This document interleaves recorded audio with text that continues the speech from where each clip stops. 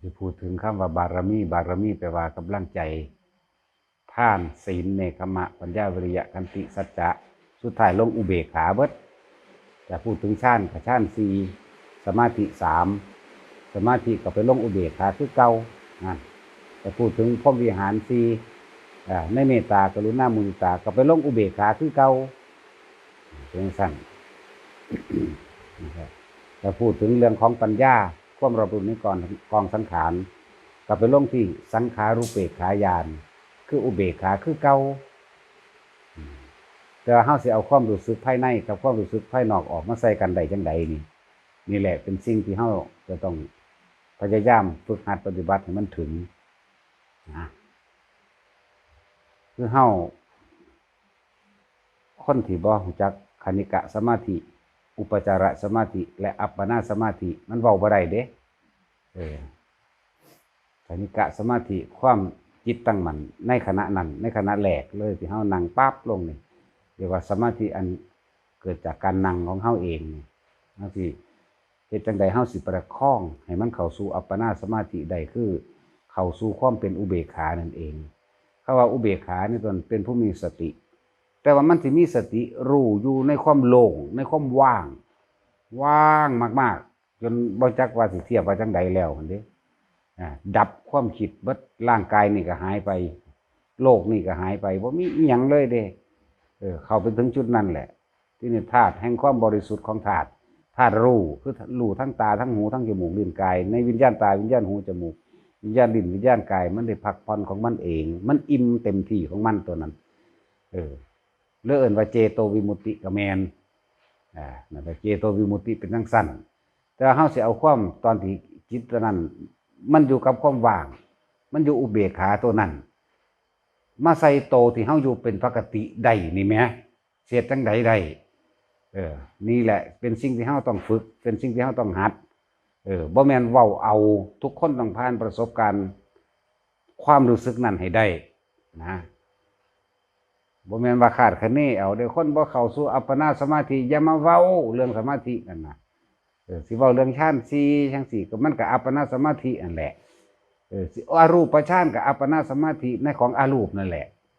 หรือเอิ้นสมาบัติ8เว้ามันคือเป็นตะยากซื่อๆดอกนี่ยากแมงภาษาของเล่นจังซั่นเนาะ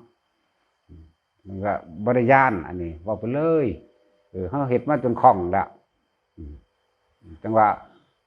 เอาอุเบกขาในขณะที่มันเป็นเจโตวิมุตตินะคือเป็นผู้มีสติรู้อยู่ในความว่างอย่างยิ่งนะมาใส่กับตอนที่เฮาย่างอยู่นี่นะถ้าผู้ใดเฮ็ดจังซี่ได้ตลอด24ชั่วโมงได้มันก็เอิ้นว่าบรรลุหั่นตัวเฮ็ดได้บ่ล่ะจึงมีการฝึกก่อนที่สิเข้าถึงความสงบอันสูงสุดตัวนั้นอัปปนาสมาธิตัวนั้นโอ้ยหลายอย่างที่อาการมันต้องผ่านอย่างที่อธิบายมาตลอดเกี่ยวกับขนลุกมั่งหน้าหยาหน้าชาคือให้ไตมั่งจับจุดอุณาโลมมั่งมีแสงสว่างเกิดขึ้นระหว่างกลางสมองมั่งกลางอกมั่งกลางท้องมั่งมีเบิดกว่าสิเข้าถึงคำว่ามันสิมีจุดที่ยากที่สุดคือลมหายใจเนี่ยหูมันอึดอัดมันคือใจสิขาดนั่นนะเฮาต้องผ่านความตายตัวนี้ไปให้มันได้คนเฮามันย่านที่สุดก็ย่านตายนั่นแหละบ่มีหยังมาเทียบเท่าใดหรอกขนาดที่ว่าเฮาเข้าสู่อุปจารสมาธิได้นี่ครับเฮาประคองผ่านมาแล้วจากคณิกะสมาธิมีอาการปิติต่างๆนานาเกิดขึ้นโดยทั้งร่างกายมีขนลุกขนพองมีโยกมีสั่น มีคันน็อกๆแงกๆนั่นแหละมีเบิดนั่นแหละเข้าสู่อุปจาระตัวนี้บัดนี้ผู้มีอุปนิสัยวาสนาไปตั้งเห็นนั่นเห็นนี่มันก็เห็นเด้เห็นปั๊บคิดปั๊บนั่นคือออกจากความสงบแล้วออกจากความตั้งมั่นของเองแล้วเห็นยังเห็นแสงสว่างบ่เห็นผีเห็นเปรตเห็นสุรกายสัตว์นรกเห็นพระอริยะเจ้าโดยภายในก็สร้างอันเรื่องที่มันเห็นนั่นน่ะยังเคยเว้าไว้แล้วอันสิ่งที่เฮาเห็นจริงแต่เรื่องมันไม่จริงที่จับมาเป็นประเด็นเฮ็ดหยังมันเห็นบ่มีประมาณความเห็นต่างๆนานาเป็นของบ่เที่ยงอีกความเห็นทั้งหลายนั่นน่ะเปลี่ยนแปลงได้เสมอนั่นอนิจจังอนัตตามันเกิดขึ้นอยู่ตลอดแต่ว่าเฮาไปทุกข์กับมันเพราะว่าเฮาอยากเห็นอยู่อันเก่าภาวนากูอยากเห็นพระพุทธเจ้าเนี่ยบัดนี้มันตั้งใจอยากเห็นพระพุทธเจ้ามันบ่เห็นเด้ คำว่าตั้งใจมันค่าคิดมันต้องไถ่ความคิดออกจึงมีตัวประคองจิตอยู่ตัวหนึ่งก็คือว่าค่ำคิดที่บ่เกียดไผบ่หักไผดอกพุทโธนั่นแหละเพราะว่าสมาธิเฮาบ่ทันได้ตั้งมั่นพอกำลังใจเฮาบ่ทันได้สูงพอขนาดนั้นบ่ทันได้อาจสามารถที่สิวอกแวกไปกับสิ่งที่เห็นนั่นเองคิดปั๊บเห็นอันนั้นเห็นอันนี้รู้สึกนั้นรู้สึกนี้เฮาจึงเอาคำว่าพุทโธนั่นแหละเขามาแทนไว้พุทโธเป็นคำคิดอันนึงคือกันแต่ว่ามันมีหลักจับหลักนี่ไว้นะเพื่อบ่ให้มันไว้ในการคิดเพื่อสิประคองนิมิตต่างๆคำว่าประคองนี่จิตของเฮาเองมันตั้งมั่นโดยการบ่ไปคิดถึงสิ่งที่เห็นนั่นเองสิ่งที่มันเกิดโดยภายในนั่นเองมีแสงสว่างเป็นต้นมีคือควันนี่ก็แม่นหรือว่าสิ่งที่เกิดโดยภายในที่เฮารับรู้โดยดังโดยจมูกเนี่ยเหม็นมั่งหอมมั่งนะนี่ธรรมดาบอกว่าสิผ่านเข้าสู่อัปปนาได้ผ่านสิ่งเหล่านี้เยอะแยะมากมายเห็นผีมานั่งอยู่ตรงย่ออยู่ข้างหน้าเฮานี่ก็เห็นมันบ่แม่นแค่นั้นเด้มันมากยิ่งกว่านั้นอีกจักสิเว้าอันใดก่อนนั่นนะเพราะว่าตั้งแต่เฮ็ดมานี่มันบ่แม่นหากะเฮ็ดแล้วก็บ่แม่นคิดเอาผ่านประสบการณ์มาเบิดแล้วเลยตายแล้วมันบ่เลยตายมันเข้าบ่ได้เด้อันนั้นแล้วเพิ่นว่าเอาตายเขาว่าเอาตายเขาแลกนั่นอยากฮู้ธรรมอยากเห็นธรรมอยากเห็นถึงที่สุดแล้วต้องเอาตายเขาแลกถ้าบ่โสตายมันสิไปได้หามันอีหยังเนาะมันต้องรุ่นนั้นแต่ว่าสิแก้จังไดแก้การตอนลมหายใจมันสิสัตว์มันสิสุดมันสิขาดปุ๊บแก้บ่ต้องแก้มันมีแนวแก้ดอกเฮ็ดไปเรื่อยๆเดี๋ยวสักวันหนึ่งมันก็เผลอไปเองเป็นเองของยากกระดอกที่เบิ่งดูเด้อตักเทื่อนึงก็ว่าท่านได้เข้าได้อยู่ไผก็ดีเท่าใดละ5 ปีแล้วเนาะคือพญาศิลป์นี่แหละ5 ปีแล้วเด้ยังปึกคือเก่าอยู่นั่นนะ5 ปีแล้วยังว่านั่นแหละกิเลสตัณหาปานดังท้องฟ้าภาวนาพอไปเข็มมันจะไปเฮ็ดได้อีหยังว่าซั่นแวบๆนั่นแหละมื้อตาพะโว้คือล้วนเลื่อนประคองไปบ่ได้ขนาดหาวิธีที่ว่าเฮ็ดจังไดมันสิภาวนาถึงทำการทำงานใดโดยบ่แม่นแต่ว่ามาแค่นั่งนี่ทำงานกับภาวนาใดนี่หาวิธีให้จับจุดอุณาโลมหรือทรงฌานบัดนี้ทรงฌานมีเครื่องอยู่มีเครื่องเพ่งนั่นแหละทรงฌานโดยเอาอาการปิติมาร่วมไว้ตามหน้าผากเป็นจุดอุณาโลมศัพท์ชนิดบ่มีในบัญญัติศัพท์อันนี้เฮาต้องตั้งขึ้นเอาเองดอกเฮาก็เว้าให้มันเข้าใจซื่อๆว่ากลางหน้าผากอุณาโลมก็คือหน้าผากนั่นแหละบางคนก็บ่แม่นว่าอยู่ใต้หน้าผากบางคนก็อยู่ทั้งหัวเต็มหนังหัวนั่นแหละบ่แม่นแต่เป็นจอมจุกอยู่เด้มันบ่ธรรมดาเด้คนบ่เข้าใจยังง่ายๆนี่กูงึดหลายยังว่าถามแล้วที่เป็นตรงนั้นดังนั้นถูกไหมเป็นเบิดหนังหัวหนังขนผมมึงนั่นแหละน่ะมันศูนย์เหรอนี่ เข้าใจยากหลายก็เลยถามมาจุกๆจิกๆให้ไปรู้ๆมันเข้าใจดอกส่งอารมณ์ได้มากเข้ามาคำว่าส่งอารมณ์นี่พอตาเฮาพูดโทรขึ้นทีเดียวมันเป็นปั๊บโลดคนที่เป็นแล้วบ่ต้องเข้าไปหาหลักการมันดอกถิ่มคำบริกรรมเลยยังก็ยังได้ให้มีความรู้สึกรู้โตอยู่จุดกลางหน้าผากเลยก็ได้เหลือบตาเฮ็ดตารูปเบิ่งไปจมูกเจ้าของมันก็ขึ้นฟึบรวดแล้วเลียนจากดังเฮาสันดังทั้งในนี่ขึ้นมาลงกลางหน้าผาก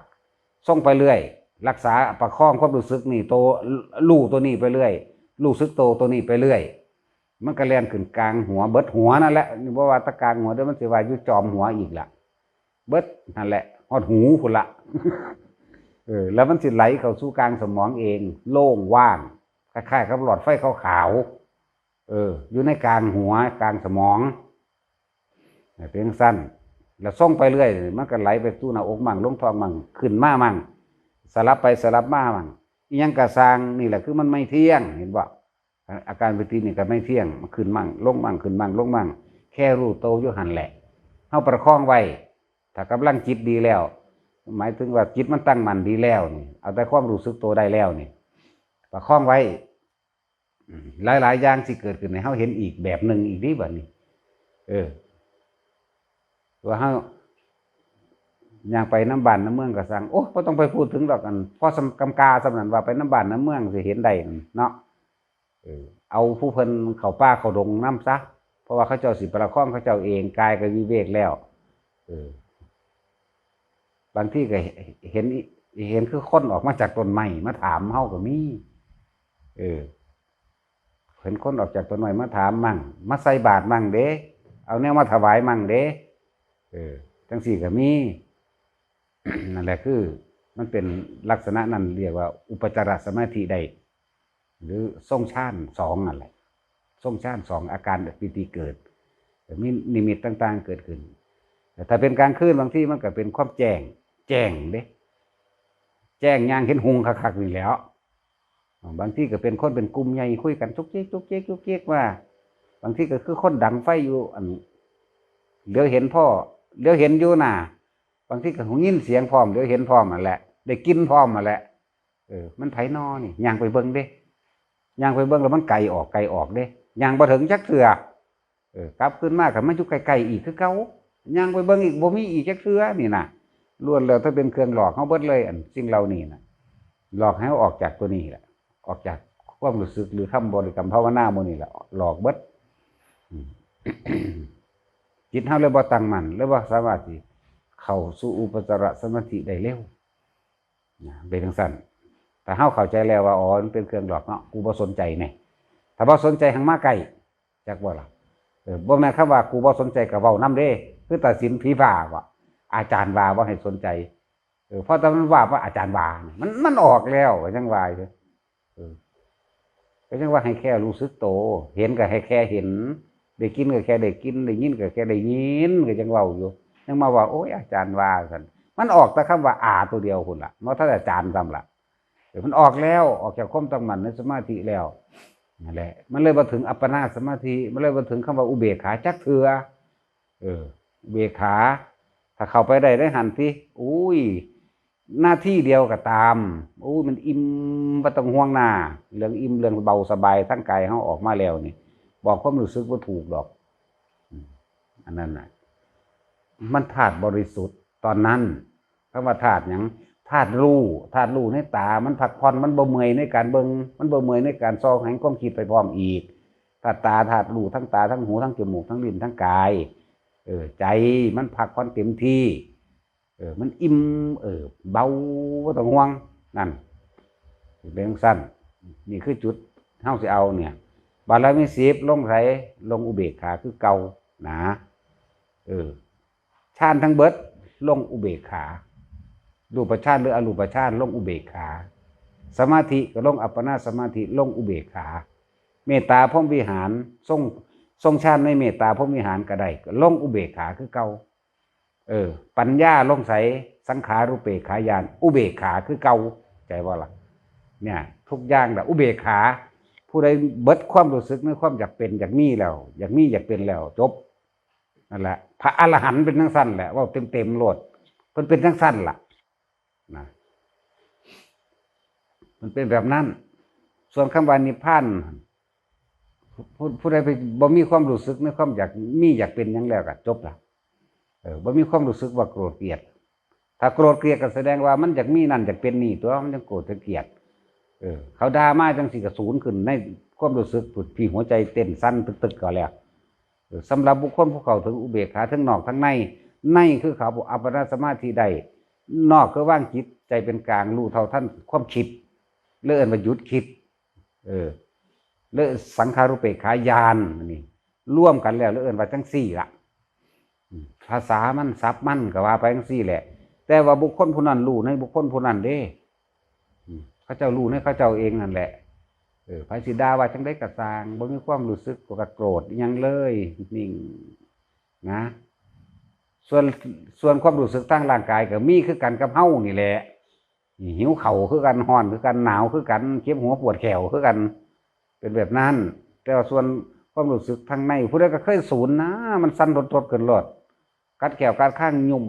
ใส่อยากตีปากมันหลดแต่สูญผู้ใดก็ดีเนาะคือพอเนี่ยศีลศูนย์ให้หมาแล้วก็ยังศูนย์สั้นขึ้นแลนลงหาก้อนไล่ตีโลดแต่ทั้งสั้นล่ะศูนย์เบื้องสั้นแต่เพิ่นบ่มี เพิ่นบ่มีอาการนั้นแล้วเพิ่นก็ฮู้หมาเฮาเพิ่นก็บ่เฮาตอบเพราะว่ามันสิมีหมาเพิ่มขึ้นอีกตัวนึงเข้าใจบ่ล่ะเพิ่นบ่เฮาตอบเด้หมาเฮาอย่าเฮาตอบเพราะว่ามันสิมีหมาเพิ่มอีกตัวนึงเนาะแท็กซี่กัดโลดว่อเลยบัดนี้แต่กัดนี่ว่อเลยเด้ว่ามันหมานั้นแต่จังซั่นร่วมมาเบิ่งเด้อผู้ใดผ่านประสบการณ์ตัวนี้ออกได้แล้วก็ละทิ่มในความรู้สึกทั้งเบิดได้ทั้งเบิดเลยในมีความรู้สึกว่ากายเป็นของเจ้าของก็บ่มีเอิ้นว่าสักกายทิฏฐิมีความรู้สึกยังสงสัยสิ่งใดสิ่งหนึ่งอยู่เอิ้นว่าวิกิกิจฉาก็บ่มีเนี่ยเห็นบ่สิรพุตตุปามาสทั้งศีลและข้อวัดอิหยังต่างๆก็สร้างบ่เอาไปยืนยันตัดสินกับไผก็บ่มีนะปฏิฆะความอาฆาตแค้นความสาปแช่งบุคคลผู้นั้นผู้นี้โดยความคิดก็บ่มีเลยมันสิไปว่าหยังกับปากแต่มันมีในความคิดแล้วก็บ่มีกามราคะนี่ก็บ่มีความพอใจกับคำว่าราคะให้เข้าใจดีๆเด้อไผก็บ่แม่นแต่เรื่องของผู้หญิงผู้ชายบ่แม่นแต่เรื่องเพศเรื่องเสพกามนี้ราคะความพอใจทางตาความพอใจทางหูพอใจทางจมูกทางลิ้นทางกายความพอใจในสัมผัสนั่นเองมันดับผัสสะแล้วผัสสะนี่คือบ่มีอารมณ์เข้าใจว่าดับผัสสะนี่คืออารมณ์เด้ธรรมารมณ์กับแมนผัสสะกับแมนเดียวกันความรู้สึกที่กูศูนย์ให้พวกนั้นพวกนี้นั่นล่ะเอิ้นว่าดับผัสสะมันบ่มีความรู้สึกตัวนั้นอีกแล้วความรู้สึกที่ดีใจเวลาเขาย่องเนี่ยมันบ่มีและรูปราคะเนี่ยแต่มันดับกามราคะตัวนี้ได้รูปราคะความพอใจในรูปร่างลักษณะท่าทางแบบนี้มันก็บ่มีมันรู้อยู่ซื่อๆงามมันก็รู้ขี้ไรมันก็รู้อรูปราคะสัมผัสก็คือผัสสะนั่นแหละถ้าว่าอรูปราคะเข้าใจว่าล่ะคือผัสสะทั้งในเฮาเองคำว่าอรูปราคะบ่แม่นเรื่องของอรูปฌานเด้อันนั้นมันเป็นเรื่องการเพ่งอย่างหนึ่งพวกเกี่ยวกับอรูปฌานนั่นน่ะอันนี้คือความรู้สึกที่พอใจอยู่เด้จึงเรียกว่าอรูปราคะเสียงมันมีรูปอยู่บ่เอาเสียงมีรูปบ่นั่นแหละเอิ้นว่าอรูปราคะกลิ่นมีรูปบ่นั่นแหละอรูปราคะพอใจในเสียงพอใจในกลิ่นพอใจในสัมผัสที่ฝังและแน่นไว้ลึกไว้ตาหูจมูกลิ้นกายอันเก่านี่แหละแต่ว่ามันพอใจไว้แต่ว่าเดี๋ยวมันบ่มีความพอใจอีกแล้วหรือว่าอรูปราคะไม่มีบ่มีในความรู้สึกนี้อีกแล้ว มานะแปลว่าใจทิฏฐิคือความเห็นที่ฝังแน่นเอาไว้ในจิตใจเนี่ยมันบ่แสดงออกแล้วเพราะว่ามันถิ่มความเห็นเบิดแล้วถิ่มความคิดเห็นมันบ่เชื่อเจ้าของอีกจักว่าล่ะตะกี้มันเชื่อเจ้าของด้วยความยึดมั่นถือมั่นด้วยการได้ยินได้ฟังมาแล้วก็เอามาวิจัยวิจารณ์แล้วสรุปตามความคิดเห็นของตน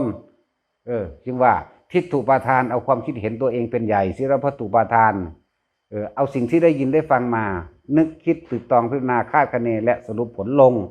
แล้วก็ยืนยันตัดสินด้วยความคิดเห็นของตนเป็นใหญ่ตามความพอใจเนี่ยเห็นบ่เขาว่าตามความกามุปาทานนั่นเองเขาว่ากามุปาทานตามความเห็นที่เจ้าของพอใจว่าถูกนั่นแหละทั้งสิ้นอัตตวาทุปาทานนี่แสดงความเป็นตัวตนออกมาเนี่ยตัวนี้3อย่างนี่แหละคือการแสดงความเป็นตัวตนออกมาที่ว่ารู้สึกตัวว่าบ่แม่นตัวตนแค่นี้เด้บ่แม่นตัวตนแค่ในกายเด้ตัวตนที่แท้จริงคือความรู้สึกว่าถูกว่าใช่ความรู้สึกว่าถูกอยู่เด้อัตตะหมายถึงตนวาทุหมายถึงคำพูดปาทานวาทุมาจากอุปทานเอาอูออกเอาท่อใส่แล้วเป็นทุจากว่าล่ะแล้วเป็นวาทุปาทานสอนบาลีพร้อมมื้อนี้พวกว่าท่อสูงๆน่ะมันเข้าใจอยู่บ่ล่ะเนาะนี่อัตตวาทุปาทานนี่เขาสอนออกจากความรู้สึกเขามันเป็นแล้วเด้นี่เขาบ่ได้มาบวกนั่นนี่มีคำสมงสมาธิอีหยังเด้นี่แหละเอาออกจากความรู้สึกจริงเลยที่มันเคยเป็นบัดมันละออกแล้วเว้าได้อัตตะหมายถึงเนี่ยการแสดงตัวตนของฮอดในภพหน้าหุ่นเด้บ่แม่นแค่นี้เด้บ่แม่นตัวตนในเดียวนี้ซ้ำเด้ตัวตนเดียวในแนวนี้ก็ถูกตัวตนในภพอัตภาพข้างหน้าก็ถูกนี่แหละคือความเป็นตัวตนที่แท้จริงบ่ลงไผได้พวกนี้จะเอาความเห็นเจ้าของล่ะเป็นใหญ่ยืนยันอยู่หั่นแหละต้องอย่างนั้นต้องอย่างนี้วิพากษ์วิจารณ์ผู้อื่นไปอีกว่าเขาต้องเป็นแบบนั้นเป็นนี่ตามความเห็นของตนเห็นป่ะ ทิฏฐุปาทานบ่ล่ะนั่นแหละทิฏฐิมานะร่วมอยู่ในนี่แหละนี่เอิ้นว่าทิฏฐิมานะถ้ามันมีทิฏฐิมานะแล้วถ้ามันมีคนขัดแย้งมันบ่ศูนย์เด้เนาะเลยเป็นอุทธัจจกุกัจจะอุทธัจจกุกัจจะนี่ความรู้สึกไม่พอใจรำคาญอุ้ยบ่ฟังความกูรำคาญเด้งุดงิดกูบ่อยากไปหาบักหานั่นกูสั่งเนี่ยสั่งเพราะว่าหยังมันบ่ลงตามความเห็นของกูเป็นใหญ่นี่แหละเอิ้นว่าอุทธัจจกุกัจจะนั่นน่ะความรู้สึกบ่พอใจรำคาญงุดงิดออกแสดงอาการต่างๆแสดงใส่แสดงอยู่ในใจผัสสะมันขึ้นมาแล้วนี่แสดงแบบนี้ถ้ามันบ่มีแล้วคำว่าอวิชชาก็สิ้นไปตัวสิ่งที่ว่าคำว่าบ่รู้มันสิเป็นมันบ่มีจักมันรู้แกงแบบนี้รู้แกงนี่รู้แกงแบบนี้นะแต่ว่าอันแบบนี้แบบนี้ว่าประสบการณ์เจ้าของเด้บ่ได้ว่าไปยืนยันกับไผว่าแบบนี้เด้ถ้าเจ้าว่าเป็นคือข่อยบ่แม่นแบบนี้แล้วแต่เจ้าอันนึงของไผของเรามันเป็นจังซั่นนี่แหละจังว่าทุกอย่างโดยหลักสูตรซื่อๆได้อันที่เพิ่นเว้าไว้บารมี10ก็ลงอุเบกขาเนาะฌาน4ก็ลงอุเบกขาเนาะสมาธิ3คณิกะอุปจาระและอัปปนาลงอุเบกขาเนาะอรูปฌานลงไสอุเบกขาเนาะแน่ก็บ่ลงไปหันนึงได้ล่ะนั่นแหละ ไปลงหม่องเดียวเพิ่นบัดนี้ผู้ที่ทรงพรหมวิหาร4คำว่าทรงพรหมวิหาร4มีเมตตามีกรุณามีมุทิตาก็ทรงไปเพื่ออุเบกขานั่นแหละเมตตานี่คือรักผู้อื่นเสมอด้วยตนหรือรักยิ่งกว่าตนด้วยซ้ำไปบ่กล้าทำลายผู้อื่นนี่เอิ้นว่าเมตตาเห็นเขานั่นเป็นดุจดังแขนขาอวัยวะของตนมันมีความรู้สึกแบบนี้แล้ว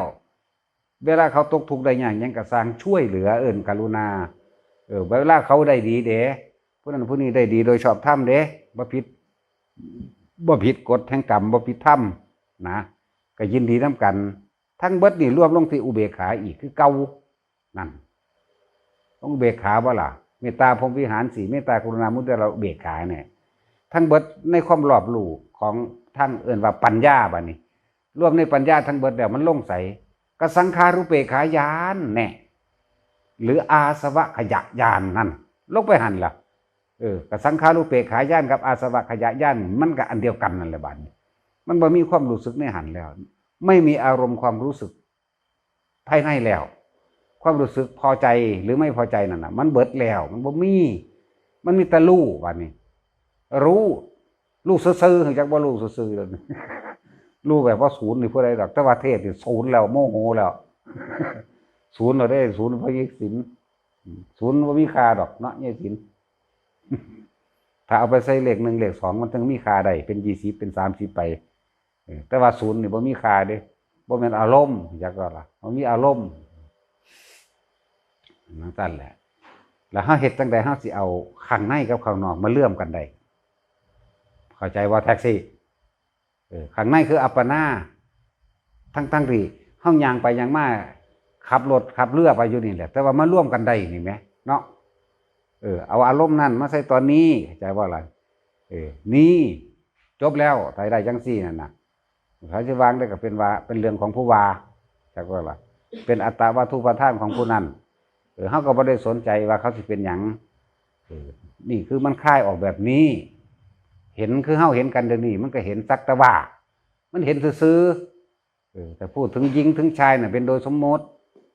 มันมีคนสวยคนงามดอกอยู่นี่มีแต่ผีทั้งเบิดตายเน่าเผาถิ่มมีผู้ใดเอาไว้เฮ็ดปลาแดกดอกฟังนั้นเอาไว้เฮ็ดปลาแดกอยู่บ่ท่านฟังนั้นน่ะติตะวันเฮ็ดปลาแดกไว้กินอยู่ก็จังซั่นแหละแต่การฝึกหัดปฏิบัติมันจึงมีมากมายหลายอย่างผ่านประสบการณ์ความย่านตายมานี่มันบ่ถือมันหลายโพดคือฝนตกฟ้าห้องฟ้าผ่าจังซี่ล่ะคือเดินบ่แม่นคำว่าเดินจงกรมของเฮาบ่ได้แว่นบาเฮาสิอยู่แต่ในทางเฮ็ดไว้งามๆเด้ทุกอย่างก้าวเป็นเดินจงกรมเบิดเด้เพราะมันอยู่กับภาวนามันอยู่กับพุทโธเดี๋ยวนี้ก็อยู่กับพุทโธตื่นปั๊บขึ้นพุทโธขึ้นเอาเองเลยจนว่าเป็นอัตโนมัติของมันแล้วบ่หาตั้งแต่ว่าเว้าเทศกับพวกเจ้าอีเดียวนี้นั่นอาการบุบๆวาบๆมันก็มีของมันอยู่ในนี่อยู่แล้วแล้วเฮามีหลักจับต้องจับหลักไว้ก่อนคือพุทโธนั่นเอง ตับตัวนี้ตื่นปั๊บมันก็เป็นพุทโธหลับตอนพุทหรือหลับตอนโธมันก็ชื่อใดเป็นยังสิชื่อว่าใดหลับตอนโธตื่นมาเพิ่มพูดขึ้นเลยนี่มันขนาดนั้นเด้บ่แม่นเว้าเอาเด้มันเป็นจังซั่นของมันตะทะตาฮู้จักว่าถ้าฝึกได้แล้วพากันเว้าตะทะตามันเป็นเช่นนั้นของมันเองเอามึงสิเป็นเช่นนั้นแบบใดย่างไปนำทางมันก็เป็นเช่นนั้นอยู่แล้วอีห่านี่คืองามแท้เนาะโอ้ยกูจะเมียนมึงเด้ว่ะเนาะโอ้ยรอแต่บักนี้ก็ว่าเด้พวกผู้หญิงก็เลยเนาะตัณหาราคะมันบ่ได้เท่าน้ำคนเด้มันบ่ได้เท่าน้ำร่างกายเด้อแต่อยากให้มันอ่อนแรงอ่อนล้าลงนั่นน่ะมันต้องเท่าโดยธรรมจักว่าต้องฝึกหัดปฏิบัติธรรมเห็นความจริงเห็นอนิจจังเห็นอนัตตาเห็นทุกข์เห็นสุญญตามันจังสิเท่านั่นแหละเท่าแบบนั้นบ่แม่นเท่าหัวงอก100 ปีมันยังแกะปากใส่กันอยู่ดิบ่ธรรมดาเด้โกบังเด้ว่ะเนาะ เห็นว่าใหญ่ศิลป์ปล่อยโกบังเด้ว่าซั่นตายซ้ำก็มี ก็จังซั่นแล้วมันบ่ได้เกี่ยวกันเด้ตัวนั้นก็ยังไว้คิดว่าตายคิดว่าแก่อมตะอมตังสิสู่คิดได้เรื่องของบ่ตายนี่นะมันเป็นลักษณะนั้น แต่ละคนทรงชาติเอาจากอะไรการปฏิบัติธรรมกับการทำงานเนี่ยมันเป็นอันเดียวกันให้มันคิดในการบ่ไปคิดออกนอกลู่นอกทางไปในทางถือว่าดีให้มันมีหลักเป็นสั้นแหละแต่คือเขาขับรถมอเตอร์ไซค์อยู่เนี่ยไผก็สร้างขับรถง่ายก็ตามถ้าเขาขับรถปาดหน้าปั๊บถ้าเขาเข้าใจในการทรงชาติแล้วจิตมันบ่จากแล่นออกแล้วแม้นเขาสิถือกระสร้างแม้นเขาสิผิดก็ตามความโมโหเนี่ยของเฮาสิมันสิเริ่มควบคุมได้คมได้แม่นบ่ทันขาดมันก็คมได้ถ้าคมได้ปั๊บสติก็แล่นเข้ามาบอกว่ากระสร้างมันดอกสาสำนีบ่แม่นเรื่องข้อขาดบาดตายเศร้าไว้กูมันก็เศร้าเครียดทันตัวมันก็มีสติมันก็บ่พุ่งไฟใส่กันคืออารมณ์ออกเวลาบ่พอใจโหมันคือนั่นนี่แท้มึงฮู้บ่กูเป็นไผมันก็ตาดูนตาแดงใส่กันแล้วบัดนี้ศูนย์ใส่กันขากันซ้ำนั่นแต่คนมันมีพุทโธอยู่แล้วมันก็ยับยั้งชั่งใจได้นั่นเฮ็ดไปนั่นแหละมื้อหนึงภาวนาให้มันได้แหน่จัก18 ชั่วโมงนะเนาะต่อกันไหมบ่แม่นมานั่งหลับตาอยู่หม้องนี้หม้องเดียวเด้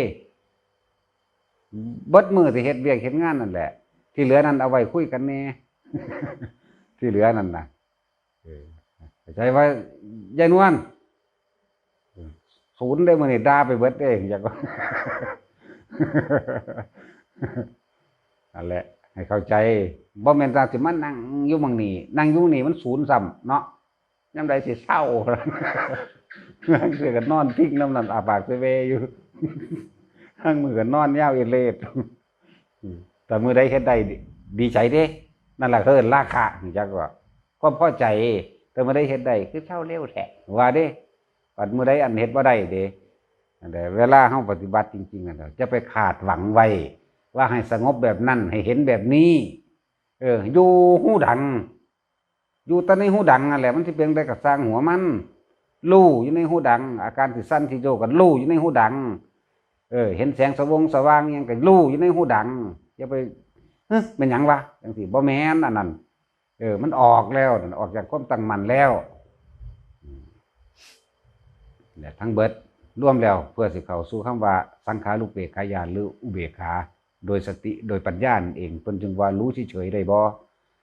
ละหยังละอารมณ์อาสวะขยะญาณอารมณ์ทั้งเบิดในความรู้สึกของเฮาบ่มีความของเกี่ยวกับสิ่งใดอีก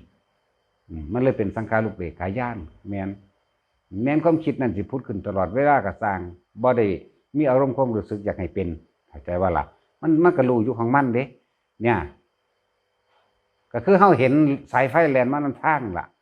พวกนั้นขี่รถมาพวกฟังนั่นน่ะเห็นอยู่บ่สายไฟเสาไฟสั่งมันอยู่บ่ก็จังซั่นแหละถ้าเห็น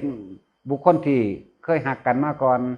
กับเคยเกลียดกันมาก่อนถ้าเฮาเห็นได้คือเฮาเห็นเสาไฟนี่สบายเด้จักบ่ล่ะบ่มีอารมณ์หยังเลยนั่นน่ะจบแล้วเห็นบ่เพียงสั้นแต่ว่ามันสิแม่นบ่ล่ะเนาะ มันสิแม่นบ่ล่ะโอ้ยหลานกูกินข้าวระบ่ปานนี่เขาว่า นั่นแหละห่วงนั่นแหละอารมณ์ความรู้สึกพอใจในการที่เบิ่งหลานลูกห่วงลูกห่วงหลานก็ว่าไปเห็นบุคคลที่เป็นตาสร้างได้บ้านี่ขนาดสมมุติว่าเคยผิดกันไว้ก็พอมันเนาะบัดนี้ไปเห็นลูกมันก็ศูนย์อยู่เด้เนาะมันขนาดนั้นดีว่าธรรมดาเด้ขนาดเห็นลูกมันก็ยังศูนย์อยู่ยังอยากทำลายลูกมันต่ออยู่เด้น่ะแม่นผู้ใดเคยเป็นวะมันจะเป็นอยู่ดีคือเฮารักเกิบนั่นแหละถ้าเฮารักเกิบมาแล้วเฮาสิใส่เกิบไปเล่นกลางบ้านจังซี่ย่านฮอดพี่น้องเกิบมันมาเห็นเด้มันกังวลเนาะแม้ว่าซั่นเจ้ากล้าใส่ไปอวดพี่น้องเกิบเจ้าอยู่บ่ที่รักเกิบเขามาแล้วพอตัวเห็นมันจื้อได้นะความผิดของเนาะไปรักเกิบเขามาแล้วอุ้ยงามแท้นี่ก็เอาล่ะ ใส่มาแล้วก็มาใส่ยางอยู่เฮือนในเฮือนแต่ของหลีอยู่หั่นเพราะถ้าใส่ยางออกไปข้างนอกจักหน่อยนึงน่ะออกนอกบ้านไปจักหน่อยนึงปุ๊บไปเห็นพี่น้องเกิบตัวนั้นน่ะโอ้ยจำได้แต่กูหันหลังงุบยางเอาเกิบไปเสื่องอีกย่างเขาจับเนาะตั้งมันหูบ่หูได้อันพี่น้องเกิบอันนั้นว่ามันสิเป็นเกิบอันแม่กูบ่นอนี่น่ะเนาะ มันสิเป็นเกิบลุงป้าอาอาวกูบ่นอมันบ่หูตะของได้ตั้งหากหูเนาะนั่นเกิดความรู้สึกบ่ล่ะนั่นแหละความรู้สึกคืออันนั้นแหละเรื่องสั้นแต่ว่าเฮาเฮ็ดจังได๋เฮาสิฝึกให้ปล่อยวางความรู้สึกได้ออกได้นะบ่มีอารมณ์ข่มของเกี่ยวกับสิ่งใดอีกแล้วมันก็จบทันตัวแม่นิพพานมันก็บ่อยากไปดีแต่คนเฮ็ดได้จังซั่นแล้วจังเป็นไรบรรลุหยังก็บ่บรรลุพร้อมเข้าใจบ่มันเฉยๆอยู่ของมันจังซั่นมันเฉยนี่แหละจังว่าทุกคนต้องผ่านประสบการณ์ในการฝึกหัดมาเบิดว่ามันธรรมดาเด้กว่าสิมาถิ่มอารมณ์ได้นะถิ่มอารมณ์เด้ที่จริงนั่นน่ะถิ่มอารมณ์เบิดเลยถิ่มเบิดแล้วจังซี่กว่าสิมาเข้าถึงจุดนี้ได้โหธรรมดาบ่เจ้านั่นคือผีเปรตมันเอาแขนมันเอาขาบ่มันเอาแขนมันเอาขาพับมันนี่มันบ่ได้เอาตีนง่อยดอกเดี๋ยวบางคนมันสิถามอีกต้องบอกละเอียดเอาขาพับมันนี่นะเนาะ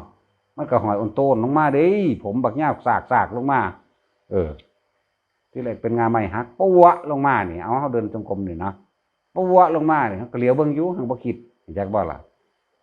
หอยอ่อนโตนลงมาเดี๋ยวผมกับกวาดดินบัดนี้มันก็โยกล่ะบัดนี้โยกซ้ายไปซ้ายมาอย่างนั้นล่ะเหม็นบ่ต้องห่วงจังซั่นแล้วแต่ว่าเฮาบ่คิดออกไปมันก็สบายตัวจักถ้าคิดออกไปมันก็ย้านล้นแล้วเข้าใจว่าล่ะนั่นแหละการฝึกหัดต่างๆมันต้องผ่านประสบการณ์เหล่านั้นมันนั่งเว้าเอาดีมันบ่ไปคาดคะเนเอาแบบนั้นแบบนี้เด้พวกงูใหญ่พญานาคทั้งหลายแหล่นั่นแหละอีกอยู่ไสเลยมันหลายหม่อง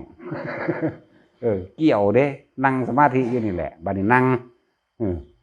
ก็รู้สึกอยู่ว่าลัดเข่าแน่นเข่าเด่นเข่าเด้แต่เบิ่งแล้วก็ใหญ่เติบซ้ำขาเราไปใหญ่กว่าขาอีกจักหน่อยหรอกมันสิเกี่ยวรับตาก็เห็นเด้มื่นตาก็เห็นมื่นตาเบิ่งมันก็ได้แต่เฮาประคองจิตได้มันก็หายดอกโอ้งูเนาะนี่เท่านั้นแหละรับตาลงชัดเขาอีกลัดเขาแล้วก็มาเกี่ยวอยู่ข้อนี่แหละคือสิตายนี่บัดนี้ ตายก็ตายทันตัวเนี่ยแต่เฮ็ดจังใดเฮา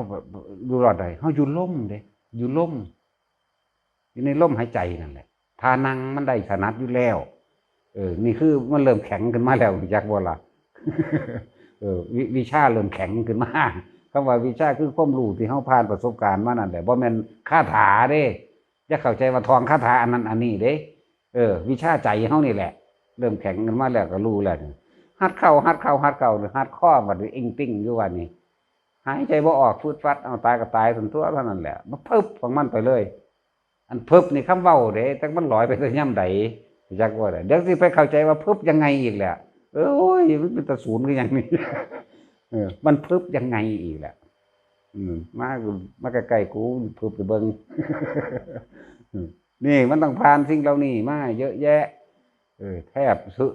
บที่สุองค์นั่นแหละที่เขาเจ้าผ่านสิ่งเหล่านี้มานั่นน่ะที่เขาเจ้าเป็นยังคือเร็วเพราะเขาเจ้าโสตายนั่นแหละเขาเจ้าเร็วก็เร็วแบบนั้นเขาเจ้าโสใส่เบิดละยังก็เลยคือถิ่มแต่ว่าความรู้สึกมันยังมีอยู่ แต่ว่าโดยความเขาจะเห็นอนิจจังเห็นทุกขังเห็นอนัตตาแล้วเฮ็ดจังได๋สิดับความเป็นสุญญตาได้ตัวเองนี่เขาจะเร่งแนววิธีเพื่อจะให้บรรลุนี่โอ้อานาปานสติเนาะนี่เขาเจ้าก็ซัดใส่หันเลยเขาว่าเห็นเขาเจ้าบ่ทำมาเขาเจ้าท่านเขาเจ้าถิ่มความตายได้ดอกเด้ยังตอนลงไปปฏิบัติจริงๆเนี่ยมันต้องมีความหวาดหวั่นคันข้ามย่านนั้นย่านนี้จักผีจักยังแน่แหละขึ้นมาพัฒนางูใหญ่อีหยังอีกอันผีกองกอยมันบ่ได้ห้องว่ากองก่อยเด้มันอ้อยมันบ่แม่นกองก่อยคือคนเอาไปเว้ากันดิมันอ้อยจังซี่เด้ที่แรกอยู่ไกลๆเบิ่งก็มาแล้วไก่ก็มาไก่ก็ว่าตาแดงซื่อลืดอีกธรรมดาว่ะหัวแดงใจวอยอยู่คือเด็กน้อยขี้มูกเกตนะจ้อยๆนี่นะมีขนอยู่แต่เป็นตัวผู้ตัวเมียมันก็มีแผงนมขึ้นคือนมหมานี่แหละเป็นแผงขึ้นมามีอยู่16มีอยู่ข้างละ6คนเด้มันชัดเจนขนาดนั้นเด้ชัดขนาดนั้นเด้มันคือคนนี่แหละย่างมาดีๆน่ะมือก็คือมือคนแต่ว่ามันมีขนก็ล่ะมือกับมือคนตีนกับตีนคนชัดมันหังบ่งามแต่มันงามถึงเมียนมันอยู่พี่ก้องก้อยสาวถึงยากว่าแต่มันขี้ไล่โพดเป็นซาเรื่อยๆอ้อยมาเรื่อยเด้ธรรมดาว่ะอยู่ภูเขาอยู่ภูเขาเที่ยวนึงมันอยู่ไสอีกล่ะมันหางัดก้อนหินเด้ก้อนหินใหญ่ๆมันยกขึ้นได้มือเดียวเด้กึกกักปุกปักอยู่ไก่เข้ามานี่เบิดนั่นแล้วก้อนหินบักใหญ่อย่าคำใดเอามือเดียวไม่แห้งก็เฮาอีกว่ามันก้อนน้อยเด้บักใหญ่พี่เด้มันงัดเอามืองัดกึกลึกไปทางนั้นทางนี้อยู่แย่งไปเบิ่งแล้วแย่งไปเบิ่งมือกองก้อยอีกแล้วเข้าโคตรตัวยากหยังวะเพิ่นว่าบ่ให้ออกจากโคตรเขาบ่ออกทั่วย่านอยู่ได้นั่นจักบ่ล่ะทางบ่เบ้อคนคิงลูกเว้อเพิ่นมาย่านบ่แม่นคนคิงลูกธรรมดาเด้มันเป็นแผงเด้ในความรู้สึกของเฮาแบบมันคือสิถึกคืออีหยังดูดขึ้นไปทั้งฟ้าพุ่นเด้ตอนมันคนคิงลูกมันย่านนั่นน่ะจักบ่ว่าบาดมันวูบพุ่นน่ะนี่ประสบการณ์จริงเป็นสั่นแต่ผู้ใดเคยเป็นน่ะก็ฮู้จักเท่านั้นแหละว่าคนคิดแบบนั้นน่ะมันเป็นแบบใดน่ะวูบเข้ามาก็เข้าโคตรตันตัวยากหยังวะหลับตาลงเสือกชัดกว่าเก่าอีกไก่เข้าปุกปักมาจักมันย่ำกินแมงหยังดอกควับมาเสียงย่ำก็คือกันล่ะก็เสียงหมาย่ำปูควับมา